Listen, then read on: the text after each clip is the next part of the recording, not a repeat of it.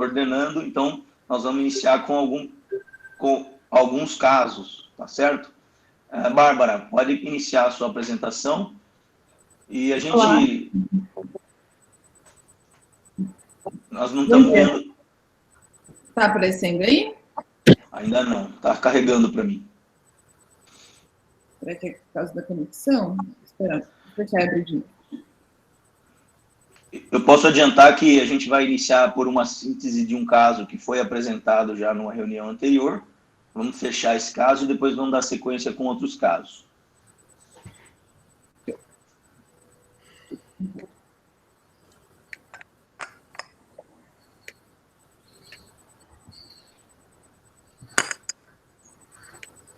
Agora foi?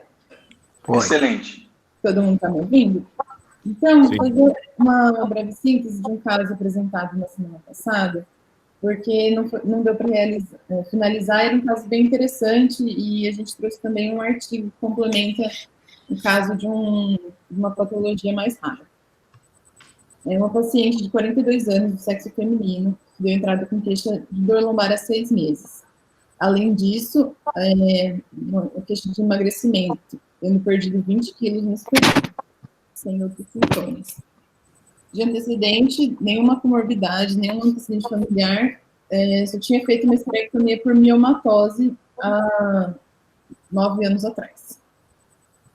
No exame físico, nada que chamasse alteração e nem nenhuma massa palpável no abdômen. Nos exames laboratoriais, apenas uma anemia.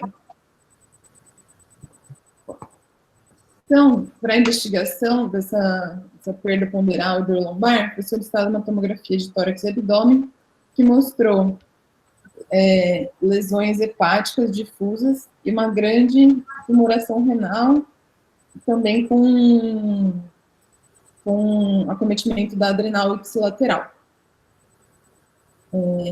Essa paciente foi avaliada no estadiamento completo, no tórax não apresentava nenhuma lesão, porém, numa vértebra lombar apresentava uma lesão lítica, no corpo de L1. Então, ela foi submetida à nefrectomia radical com linfadenectomia. Aqui, a imagem do intraoperatório mostrando os nódulos hepáticos também, e essa é a peça cirúrgica, uma peça bem volumosa. E no anátomo patológico, que veio, que o doutor Athanasi comentou a raridade do achado patológico dessa doença.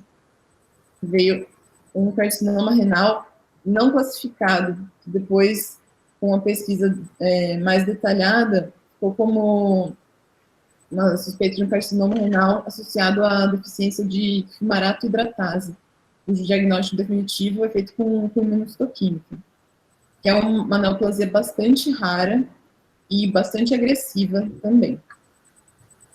Também está associada a síndromes com leiomiomatose uterina, hereditária, e também com tumores cutâneos.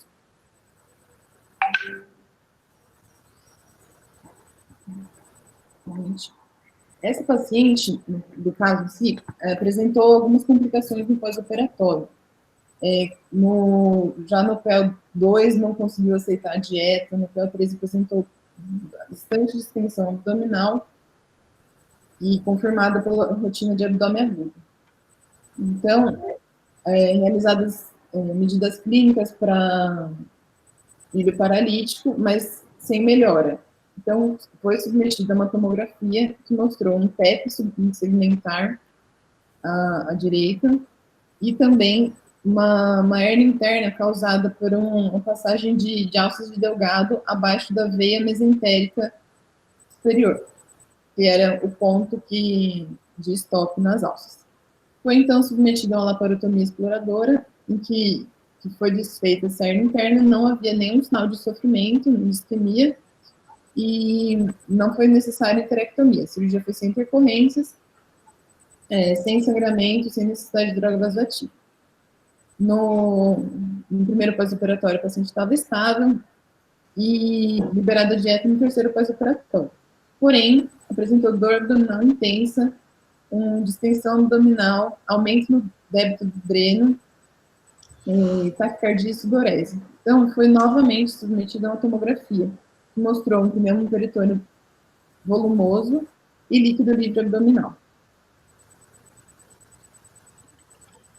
Então, foi novamente submetida a uma laparotomia exploradora, que viu grande quantidade de líquido entérico na cavidade, porém sem nenhuma lesão de alça que justificasse, apenas um orifício pontiforme no jejum a 80 centímetros da válvula ileocecal. Então, foi apenas rafiado e deixado em peritoneostomia para ser reavaliado. No entanto, o paciente se manteve extremamente grave em UTI, precisando de doses altas de noradrenalina, febril, metabolicamente instável também, e acabou evoluindo a óbito. Esse caso a gente reapresentou, e tem também um artigo para apresentar que fala sobre esse tipo de tumor. Pode ser bem breve, bem objetiva no artigo, porque esse caso já foi apresentado e você fez uma ótima síntese do caso. E é um caso que ensina bastante, veja a multidisciplinaridade do caso e a complexidade mesmo de uma abordagem cirúrgica que tinha intenção de agregar qualidade de vida, essencialmente, nesse paciente, né, nessa paciente. Pode mostrar seu artigo.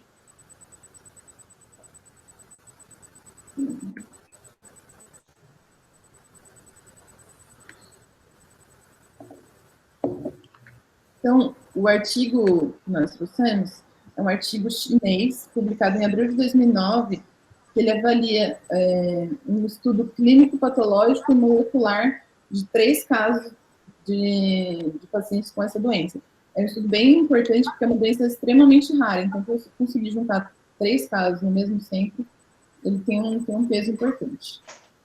Então, em 2016, já foi reconhecida pela Organização Mundial da Saúde uma síndrome que estava associada leiomiomatosa uterina com tumor de células renais e também tumores cutâneos. E já havia sido descoberto que estava relacionado à deficiência do fumarato hidroxilase. Porém, nem sempre, ainda não havia sido estabelecida uma alteração genética específica dessa síndrome. O tumor de células renais associado a essa síndrome apresenta um amplo espectro histológico, não tem um achado patognomônico na histologia em si. Ele pode se apresentar como um tumor papilífero, carcinoma do ducto coletor, de vários padrões, até tubular, cribriforme, com um elemento sólido cístico. Então, a histologia não é suficiente para fazer esse diagnóstico. Alguns sinais sugerem esse tipo de tumor. Um núcleo volumoso e com um nucleolo bem evidente, eosinofílico, que parece até uma inclusão viral. E às vezes pode ter um halo ao redor desse nucleolo. E diagnósticos diferenciais são carcinoma de células renais papilífero ou carcinoma de alto grau não classificado. Então, esse estudo contou com 13 casos de pacientes com esse diagnóstico, que apresentavam a deficiência da fumarato hidratase. E aí, a partir dessas peças, foram feitos cortes histológicos, imunohistoquímica e sequenciamento genético. Então, eram 5 mulheres e 8 homens na amostra, a idade bem variada, desde pacientes mais jovens até mais velhos, e o tamanho de tumor de cerca de 9 centímetros. Todos foram submetidos à nefrectomia radical e um seguimento médio de 19 meses. Essa tabela tem bastante informação, dá para ver aqui no campo da idade que bastante pacientes eram jovens. E também no campo do tamanho do tumor e do estadiamento TMM, a maioria deles já tinha um tumor de volume maior, de um estadio mais avançado no momento da cirurgia. Aqui é uma foto para exemplificar a variedade da apresentação do estudo. Ele não é histologicamente padronizado. Tem vários arranjos celulares diferentes que estão contidos nessa síndrome. Então, o diagnóstico é feito pela imunohistoquímica, pela ausência da fumarato hidroxilase ou em um dos casos, né, ela estava fracamente positiva, bem reduzida.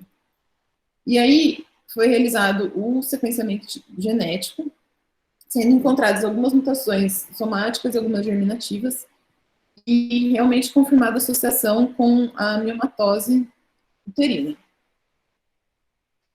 Então, esse estudo conclui que é um tumor predominantemente se comporta de maneira bastante agressiva, e no estudo genético foi encontrada essa mutação no gene, no loco Q42, Q43, que ele regula a expressão da fumarato hidroxilase.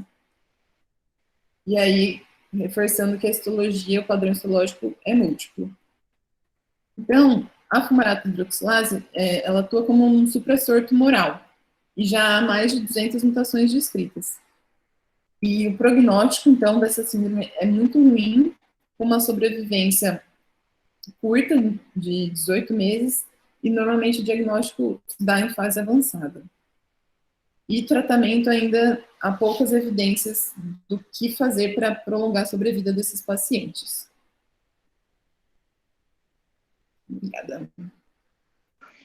Excelente. Eu acho que esse caso foi bem explorado na última reunião, a gente sintetizou e concluiu agora. Veja que, do ponto de vista prático, é uma informação a mais, mas a ciência precisa avançar para talvez identificar um padrão ou um tratamento direcionado com alvo específico, uma vez que se conhece o mecanismo desse tumor, né, a base disso, o erro genético, então talvez isso seja possível no futuro. Acho que a gente pode ir para o próximo sequência, no próximo caso, Bárbara, e que a gente tem ainda aí uns 15 minutos antes de passar para o Crossfire. Acho que dá para apresentar mais um caso, e depois vamos para o caso de câncer de próstata, que vai dar o gancho para o nosso Crossfire. Ok. Portanto, a gente tem em torno de 7 minutos para cada caso aí agora que você vai apresentar, tá bom?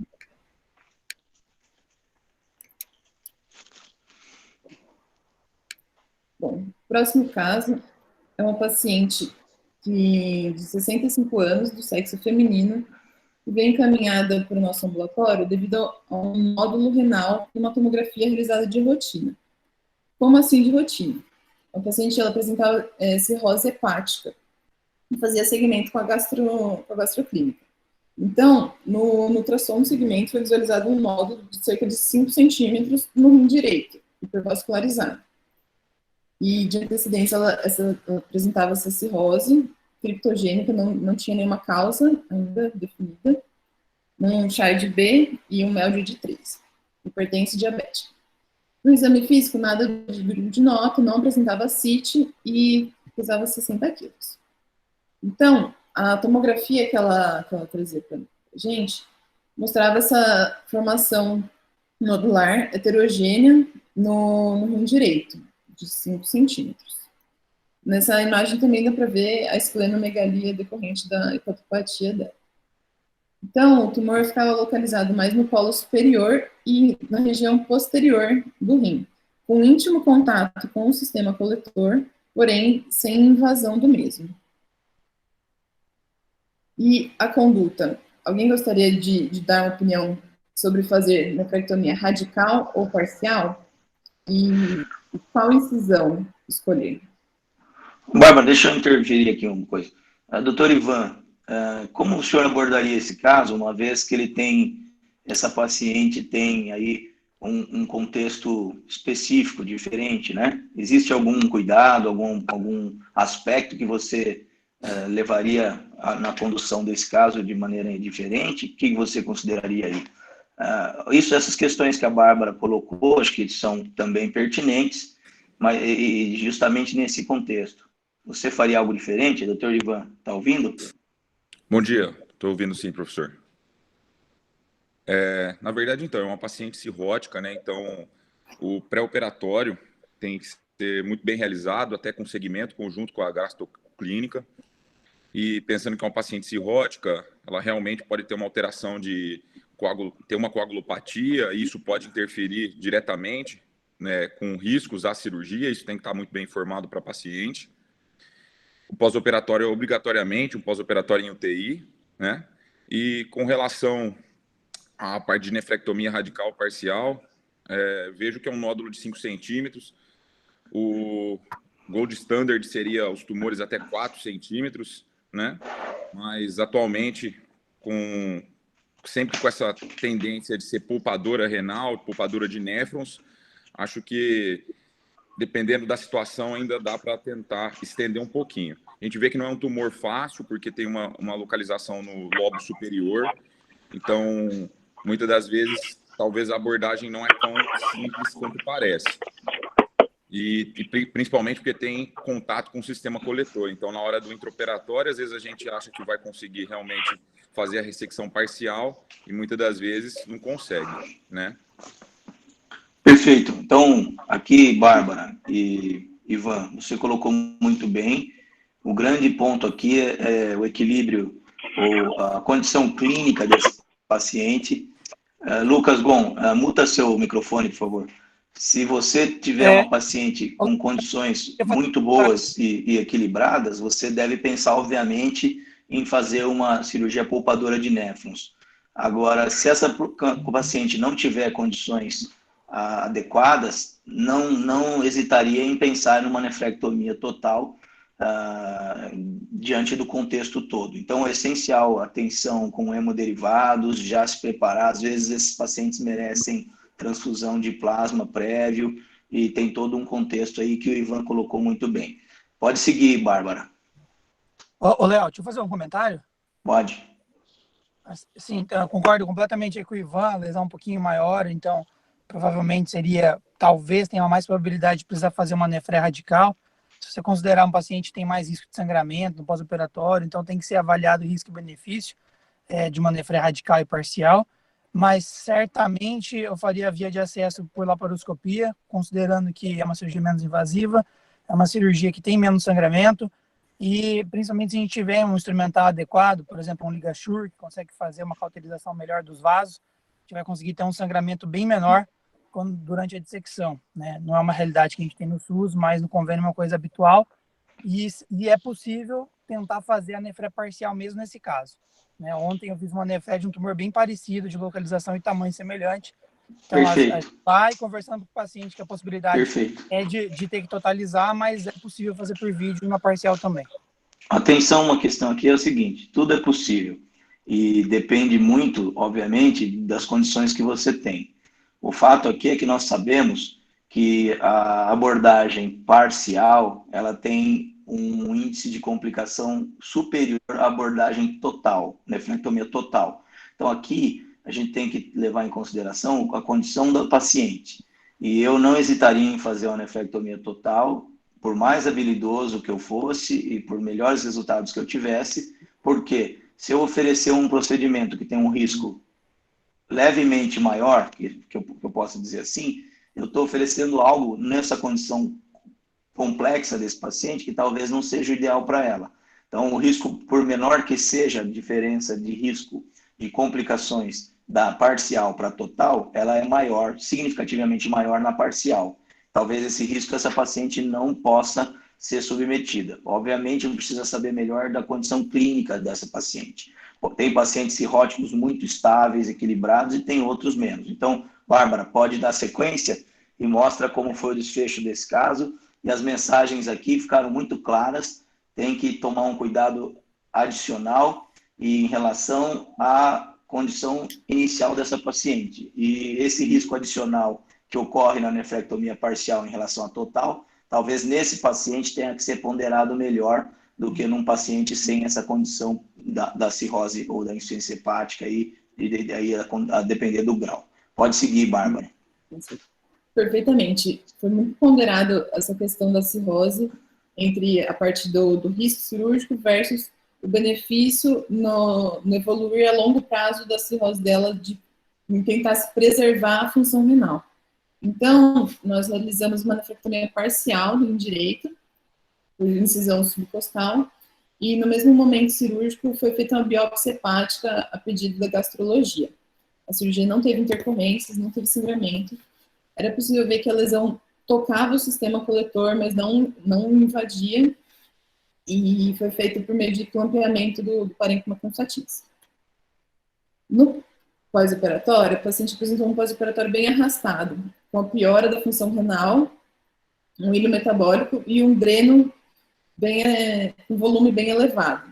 Então, a paciente que no pré-operatório não apresentava ascite, mas dosada ureia e creatina do dreno, não era urina, então a gente já considerou que tenha havido uma descompensação da cirrose pelo ato cirúrgico, né? Então, por isso toleramos até um débito de dreno mais alto para tirar, porque senão só ficaríamos esfoliando o paciente. E ela teve uma recuperação parcial da função renal. E teve alta no PO10. No entanto, após 4 dias, se retornou ao PS, questão de dor abdominal e aumento do volume abdominal. Realizada toda a triagem infecciosa e de risco de complicação cirúrgica, na verdade, viu-se que não era nenhuma complicação cirúrgica, apenas o ato da cirurgia havia descompensado a cirrose dela. Ela apareceu, então, com ascite e descompensação clínica. Precisou ficar internada por mais 7 dias para manejo dessas complicações, porém, teve uma boa recuperação e foi de alta.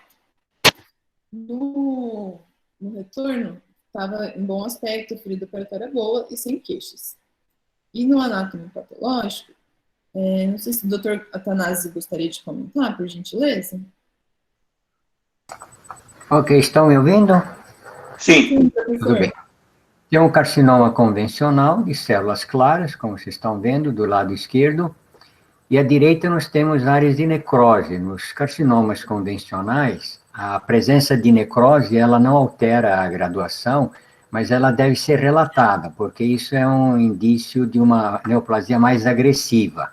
Então, é obrigatório relatar isso. Próximo.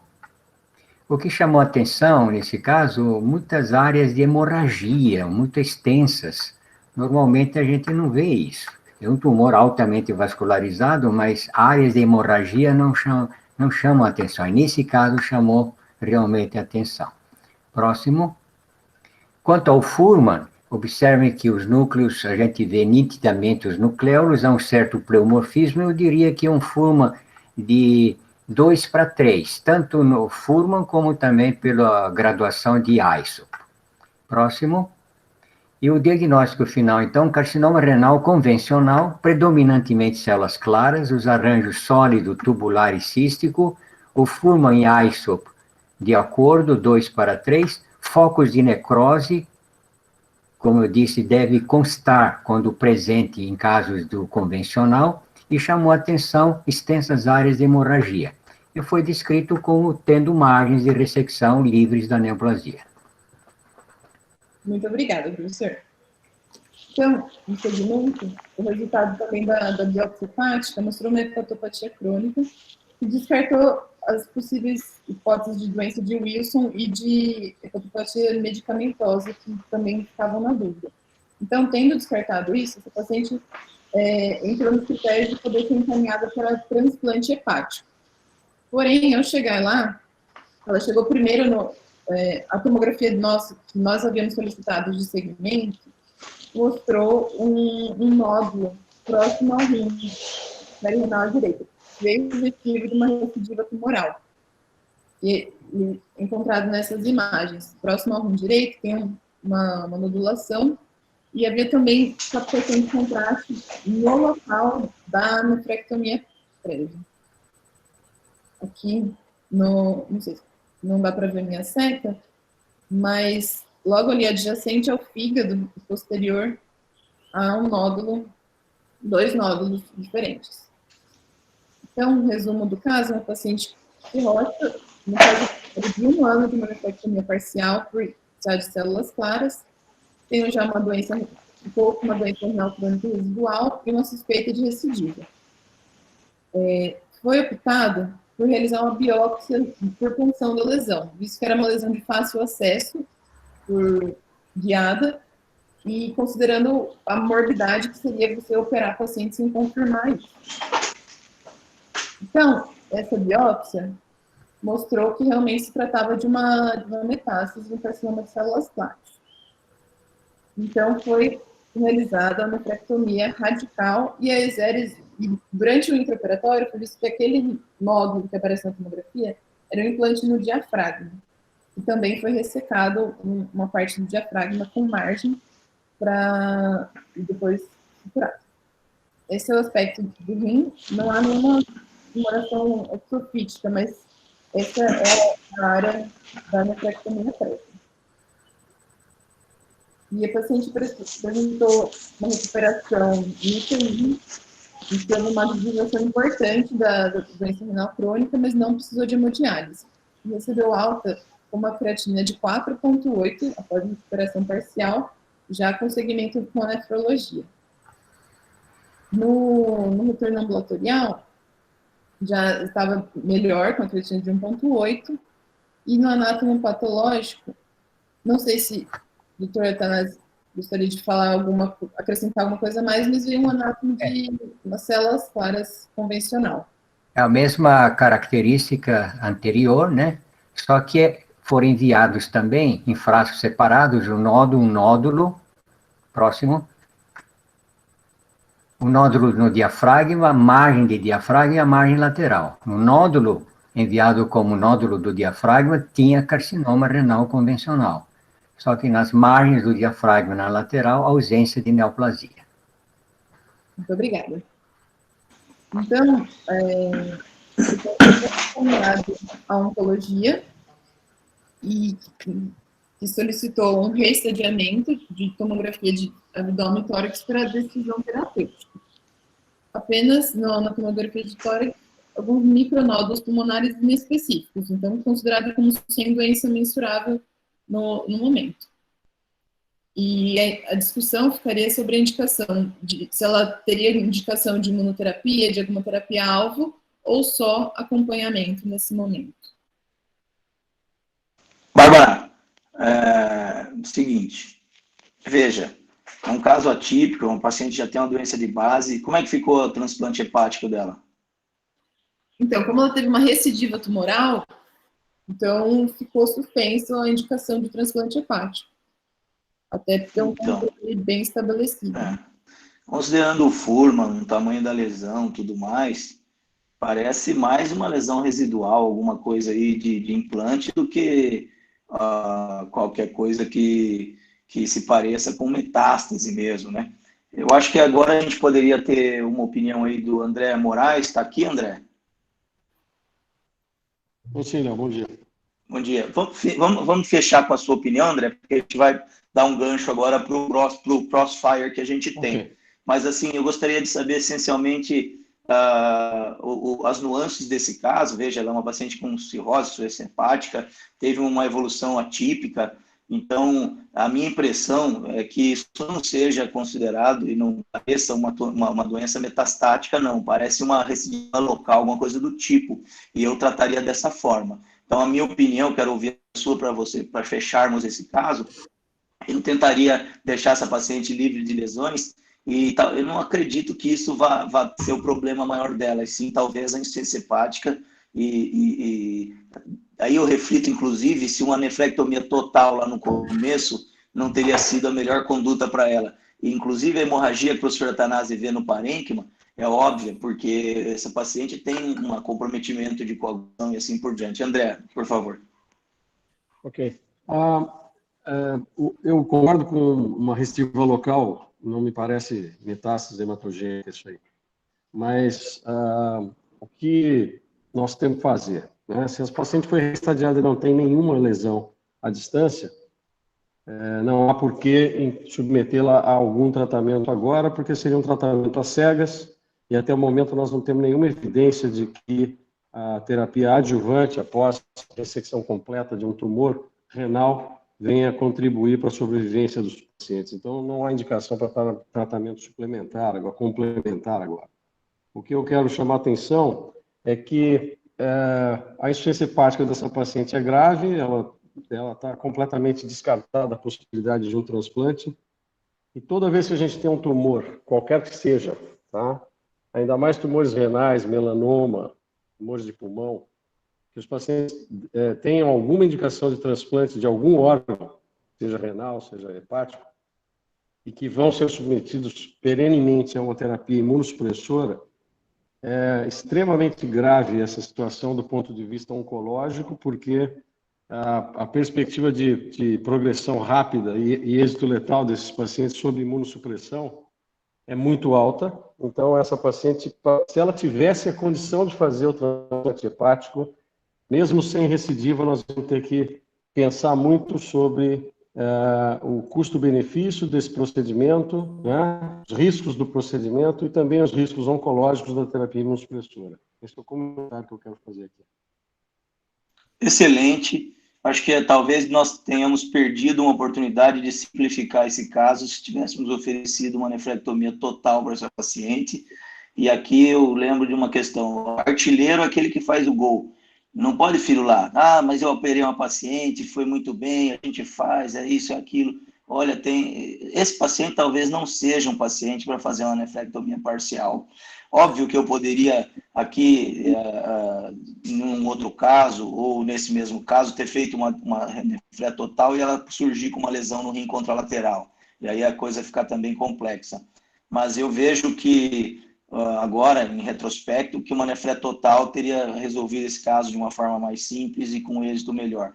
Veja que agora está numa situação complexa, porque a gente precisa dar segurança para a equipe de transplante hepático, do ponto de vista de controle tumoral, não é fácil, mas em que pese o fato de que eu trataria essa paciente como uma recidiva local. Acho que o maior problema dela não é esse tumor, pelo Fuhrmann, pelo contexto da lesão. Acho que o maior problema dela é o problema hepático, e talvez valha a pena, nesse caso, voltar aqui, Bárbara, com reflexões junto com o novo estadiamento, verificar se ela está realmente livre, como a gente conversa e tem alguma chance de ajudar essa paciente, que teria sido melhor, talvez, olhando em retrospecto, ter sido submetido à nefrectomia total.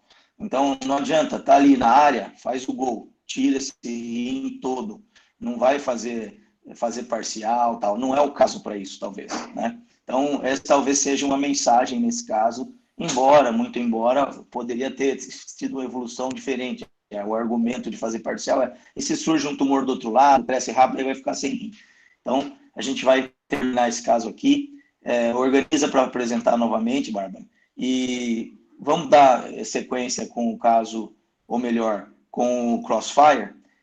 Bárbara, o caso que você tem, que daria o gancho para o Crossfire, você consegue dar 3, 4 slides somente para a gente dar o gancho para o Marcelo? Ou você... Hã? Sim, professor. Então tá, você não vai apresentar o caso todo, você vai dar o gancho para o Crossfire, tá certo? Mostra o caso, chega onde chega a dúvida e o Marcelo tem a palavra, o professor Marcelo dá sequência. Vai lá. Bom, caso paciente masculino de 59 anos que veio no ambulatório com queixa de dificuldade para urinar há 1 ano. Nunca havia feito exame de rastreio de próstata e então na avaliação inicial no consultório, queixava mais de sintomas irritativos, como colaciúria e noctúria, e negava jato fraco, e no exame físico, no toque retal, apresentava uma próstata de 40 gramas, globalmente endurecida, sem nódulos. Então, na conduta inicial, foi solicitado um PSA, função renal, urina 1, urocultura, e empiricamente introduzido oxibutilo. O paciente apresentou um PSA de 30 na entrada.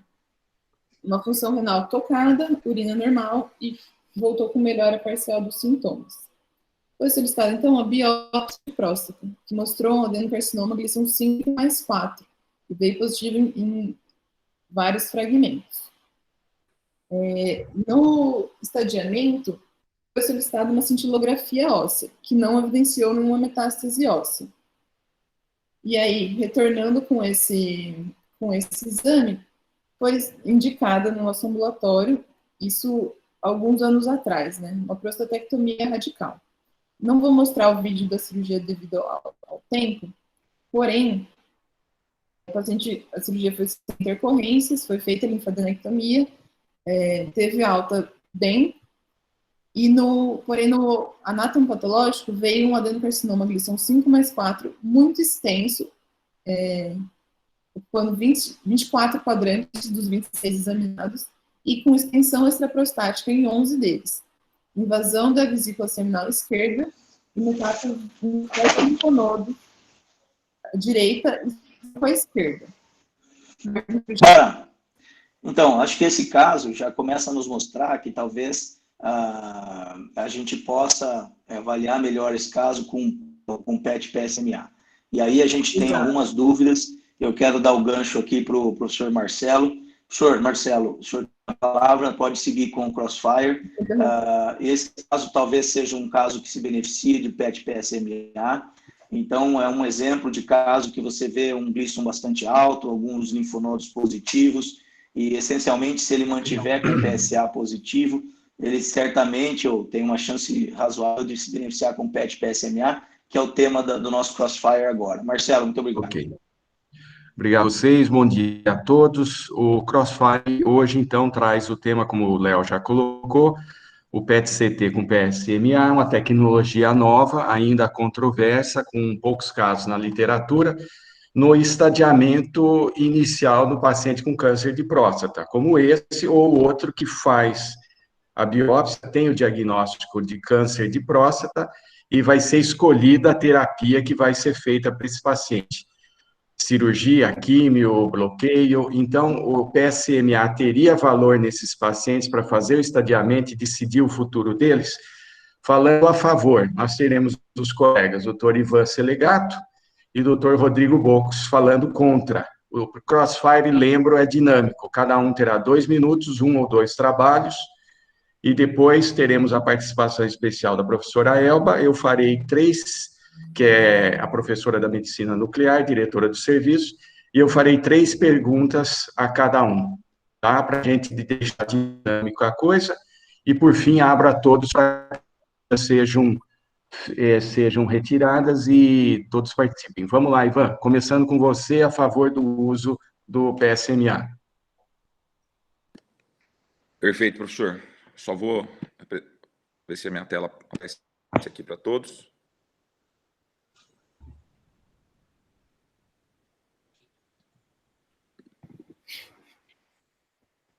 Tudo certo? Feito. Beleza, então.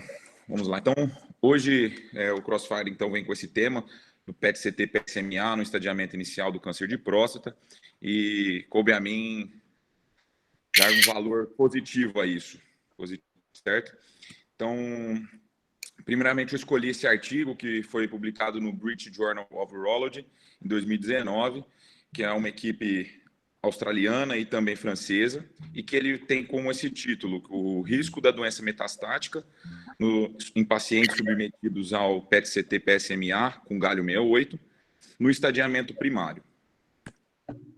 Então, o estadiamento do câncer de próstata realmente ele vem a partir do estadiamento clínico, né, e laboratorial, e ele pode ser estadiado a partir da ressonância nuclear magnética, principalmente para lesões localizadas, e a cintilografia óssea para lesões à distância, para avaliação de metástase óssea, claro. O PET-CT PSMA ele tem bem estabelecido o seu uso para avaliação de doenças com recorrência após um tratamento primário da próstata, e atualmente se avalia um benefício clínico na detecção precoce de metástases já durante o diagnóstico do câncer de próstata. Esse estudo foi retrospectivo de 2014 a 2018, com um N considerável na literatura de 1.250 pacientes, de 1.253, submetidos ao exame. Com relação a como foi feito o estudo, foi avaliado a estratificação desses pacientes com câncer de próstata a partir do grau histológico, com o ISUP, o valor do PSA inicial e o estadiamento loco regional com a ressonância nuclear magnética pré-biópsia. O objetivo foi determinar o número de homens que tinham avidez ao exame do PET-CT PSMA com relação às metástases. Esse estudo, só para passar, ele é o estudo com mais ênfase nesse sentido, e é o que mais tem um N significativo de todos até o momento de 2019. Com relação aos resultados, foi visualizado um PSA total médio de 6,5, um ISUP médio de 3, pacientes tinham uma ressonância nuclear magnética estadiamento T2 e 49% tinham uma doença alto risco.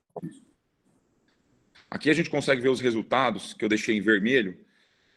A avidez primária no câncer de próstata foi visualizada em 91%. E desses, doença metastática foi visualizada em 12,1% com o PET-CT PSMA. Veja bem que nesses estadiamentos, PSA menor que 10, tumores T1C e ZUP1, que seriam os pacientes baixo risco, uma baixa capacidade de evidência de metástase. Ou seja, esse exame realmente não se sabe se ele tinha doença e não foi visto ou se ele realmente não tinha. Agora, conforme a gente passa e aumenta o risco do câncer de próstata, aumenta o estadiamento de risco, na verdade, com PSA acima de 20, um tumor no mínimo T3B ou um ISUP 4-5 a biópsia, consegue evidenciar que as metástases já começam a ser visualizadas em 46%, 43%, 42% desses pacientes. Os linfonodos, principalmente bem relevantes, 107 tinham linfonodos suspeitos. E desses, 47 tinham linfonodos positivos fora dos limites de dissecção estendida. Então, já tinham linfonodos fora de um local onde realmente nós realizaríamos uma cirurgia. As metástases ósseas foram visualizadas em 4,7%, e totalizando em pacientes alto risco, tinham metástase de 19%. Com discussão, a gente consegue ver que o PET-CT ele tem uma especificidade, com PSMA, né, com uma especificidade de mais de 90%, em alguns estudos chegando a 99%, nos tumores de próstata, principalmente alto risco, e tem uma sensibilidade de aproximadamente 70%. Melhor, muito acima com relação à ressonância e à própria tomografia. E já em outros estudos já consegue visualizar uma significância estatística na detecção dessas metástases, principalmente com a elevação do risco, ou seja, pacientes intermediário e pacientes alto risco de próstata. Em relação aos linfonodos e metástases ósseas, conseguimos já uma informação muito valiosa a partir do PET-CT PSA, porque a positividade, dependendo da localização de ambos, já pode mudar muito a morbidade, dependendo do tratamento optado. E só como curiosidade, a gente consegue ver que a própria cintilografia óssea para avaliação de metástase à distância, com PSA menor que 10, 5,3% dos casos conseguem ser positivos. Tem dados até de 2,5%. Mesmo num paciente alto risco, acima de 20 de PSA, apenas 16% vão vir positivos para metástase ósseas. Bem abaixo da positividade do PET-CT PSA também. Então, conclusão, a gente vê uma evidência crescente do uso desse PET-CT já no estadiamento inicial, em alguns estudos mostrando aí uma alteração, uma mudança de conduta em mais de 21%, e realmente já evidências mostrando que o PET-CT PSMA, ele realmente tem uma sensibilidade muito maior para a detecção de linfonodos e metástases ósseas, e ele no futuro, o próprio guideline da EAU já coloca como uma possível substituição nos testes convencionais. Perfeito, Ivan. Obrigado. Agora, o outro lado da moeda, Rodrigo falando contra, para a gente depois passar a discussão final. Rodrigo, por favor. Obrigado. Bom dia, pessoal. Eu vou apresentar aqui a minha parte, só esperar o Ivan sair da apresentação.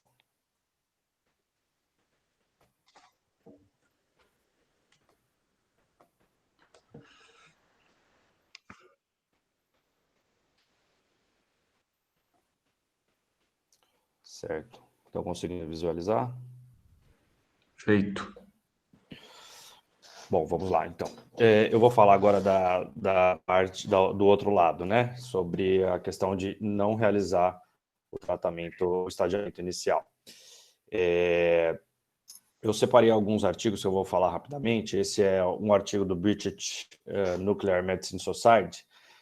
Foram 70 pacientes e eles identificaram aí uma baixa detecção em pacientes com um grau de um ISUP pequeno, né? Então, um Gleason menor que 7 e PSA menor do que 5. Então, nessa modalidade, o PET-PSMA ele não consegue acrescentar em relação à ressonância. Além disso, ele comenta aqui da limitação em relação ao método, de como é difícil, né, a disponibilidade desse método, principalmente aí para serviços públicos, ela é muito baixa, e também o custo elevado de fazer cada exame.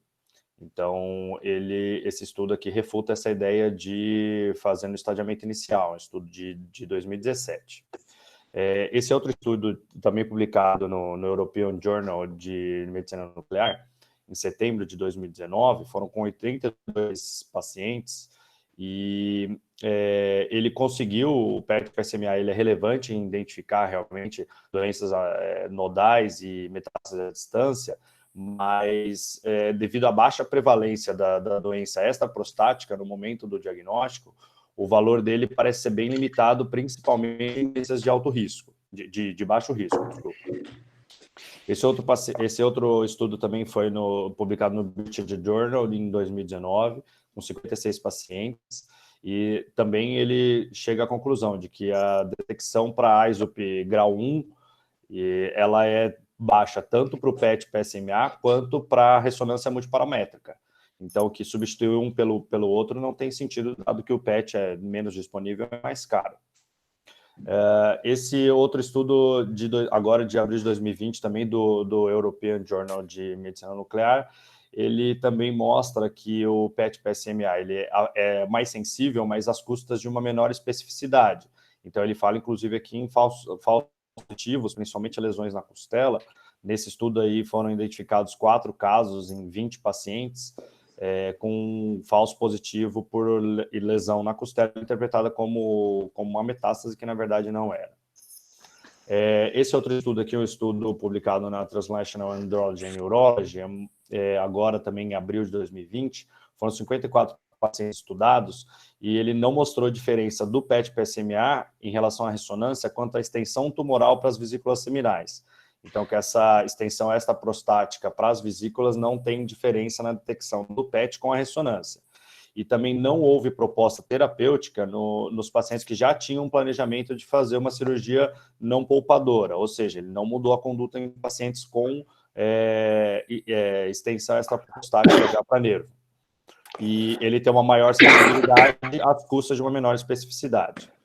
Esse outro estudo, conforme o Ivan tinha falado em relação aos linfonodos, ele mostra que o PET-PSMA e a ressonância multiparamétrica, eles têm ótimo valor para realmente fazer o estadiamento linfonodal, e que ele não substitui a ressonância multiparamétrica ainda. Então, eles têm basicamente o mesmo valor, é um estudo de 2017. Então, Rodrigo, conclusão. Como conclusão, o PET-PSMA para estadio inicial, ele não mostrou benefício em pacientes de baixo risco, ele tem um elevado custo com uma pequena disponibilidade, então não são todos os lugares que têm acesso, a gente vê a dificuldade que é para a gente conseguir o exame aqui na Unicamp. Não há trials ainda que mostrem o benefício na sobrevida global ou específica dos pacientes que tiveram alteração na conduta, devido ao PET como estadiamento inicial. Então a gente não sabe se essa alteração na conduta inicial, se isso vai trazer realmente alguma sobrevida ao paciente. Ele não foi superior à ressonância na detecção de linfonodos positivos, e ele tem a questão aí também de apresentar alguns falsos positivos nas lesões isoladas. Perfeito. Então a questão do overtreatment. Perfeito. Muito obrigado, Rodrigo. Obrigado aos dois. Eu achei ótima a apresentação dos dois, e agora vamos para o Crossfire específico. A pergunta para os dois é o seguinte: se você tivesse todos os meios de diagnóstico na mão, considerando o aspecto custo-benefício, um único exame podendo dar diversas funções, diversas especificidades. Ivan e Rodrigo, primeiro, Ivan, você indicaria, bom, vamos fazer, os dois respondem, vocês indicariam hoje custo-benefício o uso do PSMA? Sim ou não? Só sim ou não? E por que, rapidamente? Ivan. Professor, eu indicaria sim, só que tem uma ressalva. Acho que o Rodrigo falou bem, eu também deixei um ponto em conjunto nosso, foi exatamente o risco do paciente, né? A estratificação do risco. Então, pacientes de alto risco, sem dúvida nenhuma, o PSMA. Perfeito. Rodrigo? Eu concordo com o Ivan, apesar de ainda não ser uma recomendação formal, os estudos mais recentes mostraram que para paciente de alto risco ele tem benefício, inclusive, na mudança da abordagem inicial. Perfeito. Ó, avançando um pouquinho, antes da professora Elba falar, eu ia colocar a segunda questão, era justamente isso daí, pacientes com risco intermediário e alto. Depois do que os dois leram, vale a pena pedir, por exemplo, esse paciente que a Bárbara mostrou, PSA de 30, jovem, vocês pediriam o PSMA, Ivan? Sim, professor. PSA de 30 é um paciente alto risco, teria já indicação. Os estudos recentes estão estudando a parte do intermediário, que é o que está ainda duvidoso e que provavelmente vai ficar ali no meio do caminho. Rodrigo? Faria assim, eu acho que nem o intermediário eu teria muita dúvida, porque já muda a conduta em uma boa porcentagem dos casos. Perfeito. E o que a gente tem visto aí é que quanto maior o risco, maior vai ser o benefício do PET-PSMA. Então, e mesmo para pacientes que às vezes você tem dúvida, que faz a ressonância, não acha a lesão, faz cintilografia, também é negativa, ele, apesar de ter um custo mais elevado, ele às vezes substitui 3 ressonâncias que você vai fazer lá na frente sem encontrar o diagnóstico. Certinho. Muito boa a discussão dos dois. Agora, para os dois aqui, se vocês tivessem um método hoje possível, ou vamos dizer, no futuro próximo, que além de você fazer o diagnóstico, você injeta um produto e ele trata essas lesões fora da próstata, vocês usariam ou não? Ivan? Acho que sim, né, professor? Eu não consigo imaginar ele, mas seria algo ideal, né? Vamos ver. Rodrigo? Esse conceito é o conceito de teranóstico, né? Que é o diagnóstico mais o tratamento. Então, já tem alguns estudos aí que mostram realmente alguns produtos fazendo esse tipo de terapia. Perfeito. Muito bom aos dois, excelente. Professora Elba, conclusão final e discutindo esses 3 aspectos, por favor. Bom dia, vocês estão me ouvindo? Sim. Muito boa a apresentação dos dois. Eu acho que precisa ficar bem claro o que o Rodrigo apresentou é exatamente a situação em que nenhum exame de imagem vai ajudar, né? Um paciente de baixo risco, os exames vão ser negativos, não é só o PET-PSMA. A grande maioria vai ser negativo, né? Você não tem indicação de fazer uma cintilografia óssea num paciente de baixo risco também. Então, o cenário do PET-PSMA, o que a gente tem que avaliar é a inclusão dele ou a substituição dele naquelas indicações formais dos exames convencionais de imagem, né? Então, o paciente que você faria uma tomo de abdômen e pelve e uma ressonância para avaliação da próstata, aonde que entraria o PET com PSMA nesse contexto? Né? Então, já está claro que no baixo risco você não faz isso. E o que eu acho interessante é que os guidelines ficam discutindo se inclui PET com PSMA ou não. Então, precisa estudo randomizado, controlado, N grande, sem viés, duplo cego, para dizer que isso é melhor do que o que tem sensibilidade pior. Né? Então, toda vez que a gente fala em estudos assim, são complicados, porque hoje em dia, toda a tecnologia não é só PET, PSMA, mas ressonância multiparamétrica, que é fantástica. Você tem exames do passado piores, em que não foram feitos estudos naquela época randomizados, controlados, N grandes, sem viés, duplos cegos, para demonstrar um benefício. Hoje você tem que fazer isso, né? Então, em termos práticos, o exame, ele sem dúvida tem uma sensibilidade maior. Ele detecta mais lesão no risco intermediário e alto. Tem um estudo randomizado, o PRO-PSMA, que eu acho que o Ivan mostrou no final. Eu não me lembro agora. Lá da turma da Austrália, que fez estadiamento primário nos pacientes, randomizou. Fizeram cintilografia, exames convencionais, e o outro braço fez só PSMA. E esse estudo randomizado mostrou que o ganho é muito superior, a acurácia é muito superior para você detectar doença metastática. Em paciente que tem PSA abaixo de 10, você detecta 20% de lesão a mais do que você, comparando com qualquer outro método. Lógico, eu estou falando de um paciente que tem um PSA menor que 10, mas é um paciente de risco intermediário alto, né? Então, Perfeito. é isso. Olha, eu acho que, se Vocês. vocês me permitirem, muito obrigado, Elba. Eu acho que ficou para mim, eu aprendi muito com a discussão dos dois, com o comentário da professora El, ficou a imagem é o seguinte: paciente de alto risco, um Gleason bastante elevado, 4 pelo menos e um 5, ou um ISAP 4, 5, 3 para cima, a gente teria que pensar no PET-CT com PSMA. Agora, fica a discussão que eu vou devolver ao Léo, que está terminando. Nesses pacientes que são jovens, você está propondo uma prostatectomia radical, você acha linfonodos positivos ou uma pequena metástase à distância? O que nós faríamos? Talvez seja esse o caso que a Bárbara mostrou. Então, como nós prosseguiríamos esse paciente?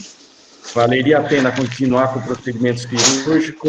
Entraríamos com uma rádio, uma quimio, o André acho que também pode discutir, o professor Birajara, mas agradeço aos três, eu aprendi muito, Ivan, Rodrigo, professora Elba. Minha parte, acho que agora terminou. Obrigado a todos. Muito obrigado, Marcelo. Excelente. Eu acho que ambos fizeram um excelente trabalho de mostrar os aspectos, sejam eles positivos ou negativos, mas que são reais, né? Eu tenho uma consideração a fazer. O fato de a gente enxergar mais e ver mais, e ter um teste mais sensível, mais específico, não garante que você tenha uma evolução favorável, que se traga um benefício. Isso faz parte de uma certa imaturidade que eu vivi.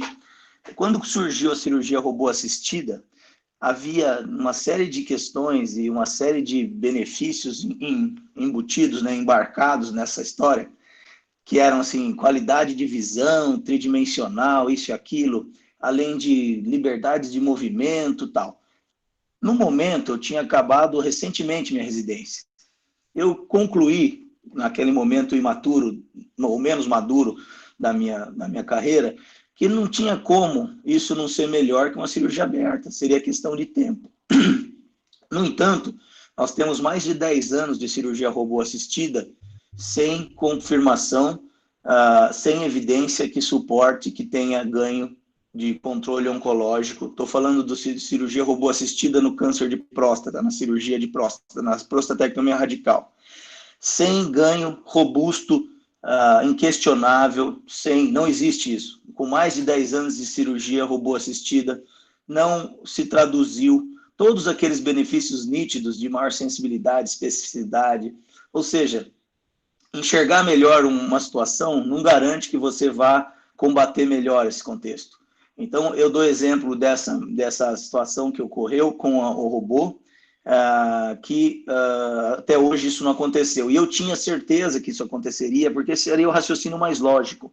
Então, até hoje, a cirurgia robô assistida não tem de forma robusta um resultado superior à cirurgia aberta. O que é mais importante é o volume de cirurgia do centro e experiência do cirurgião.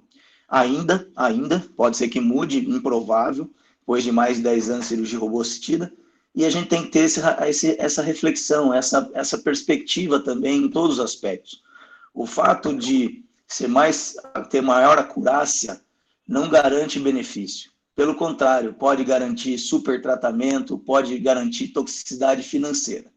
Não sou contra PET-PSMA, acho que tem casos bem indicados, mas tem que ser bem indicados.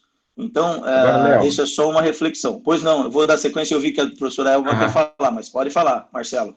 Não, ia só perguntar, eu estou curioso esse caso aqui que a Bárbara apresentou. Vamos dizer, a gente acha um linfonodo, perguntar para um cirurgião e para o oncologista. Tem gânglio positivo e a próstata está lá. O que eu faço? Tiro a próstata, estendo ressecção ou parto para uma quimio e um bloqueio? O que vocês acham? Excelente, Marcelo. Eu vou abrir já isso aí. E é o seguinte, um exame só faz sentido se for mudar a conduta, né? Então, precisa entender, antes de mais nada, as perspectivas desse caso. Por exemplo, se o PET vier positivo, como eu caminharia? Será que isso vai fazer diferença? Se ele vier negativo, como eu caminharia? Será que isso vai fazer diferença? Antes de pedir o exame, eu tenho que responder essa pergunta para mim mesmo. Então, num caso oligometastático como esse, tem PSA ainda positivo. Não necessariamente vai mudar muito a conduta, porque ele deve ter doença, ou certamente tem doença. Micrometástase pode até não ser identificado pelo PET-PSMA, mas ele vai precisar de um tratamento diferente. Vou começar pelo André Moraes, porque a gente está em número desigual, então é melhor deixar a oncologia falar um pouco aí. Ô, André, tem algum outro oncologista aqui que eu gostaria também de ouvir a opinião? Se não, André Moraes, por favor. Tem mais alguém aí na minha seara ou não? Bom, equidade, viu, André? Por isso. É como você está em menor número, você fala mais. Você apanha, né?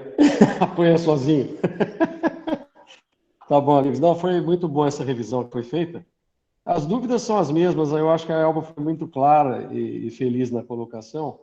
Quer dizer, a gente tem ganhos com uma imagem de melhor acurácia, sem dúvida nenhuma. Tá?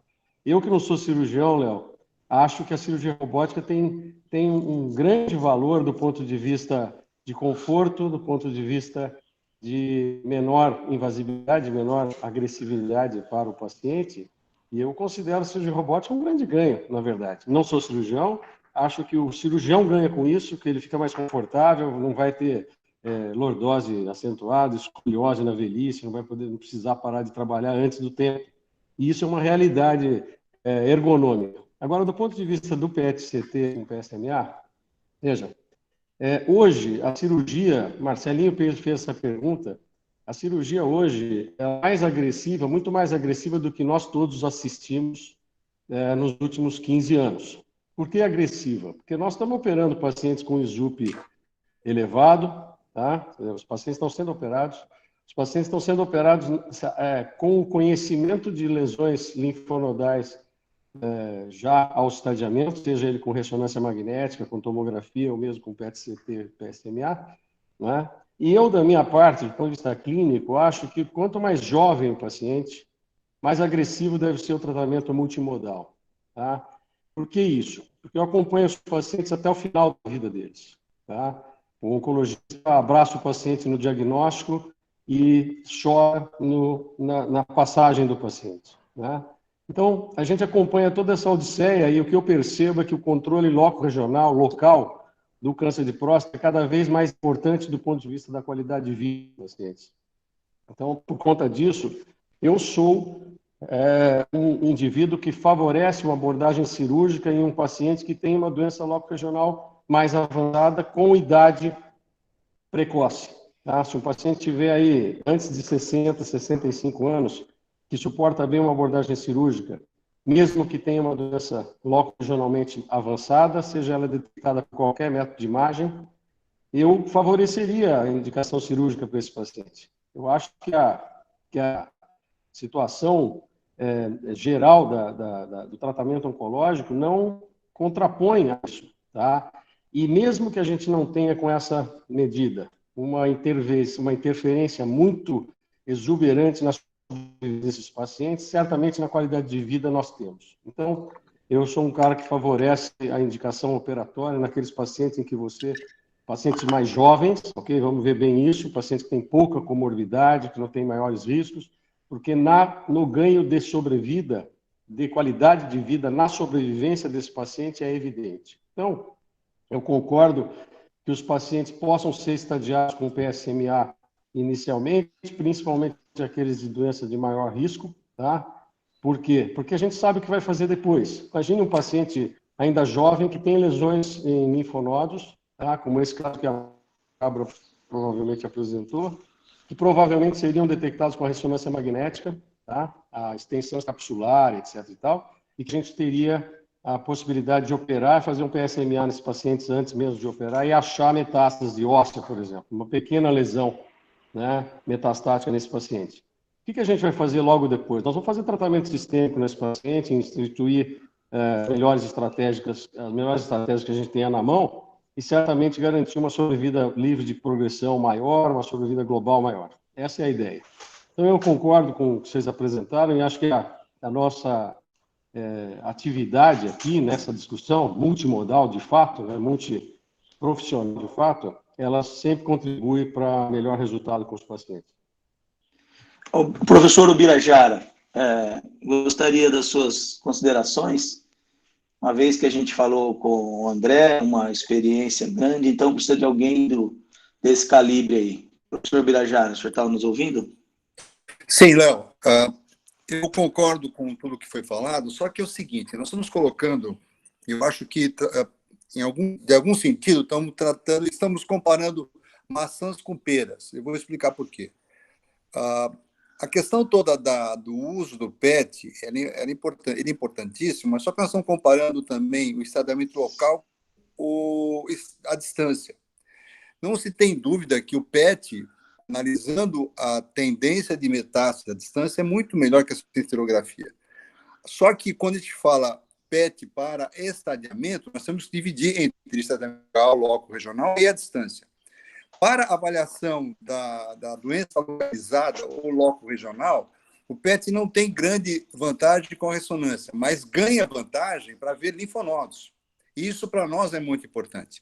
E isso tem que ser dito. Se você tem dúvida de linfonodos, o PET é superior à ressonância. Isso, para nós, é importante, porque você vai fazer uma linfadenectomia ou não, ou estendida ou não.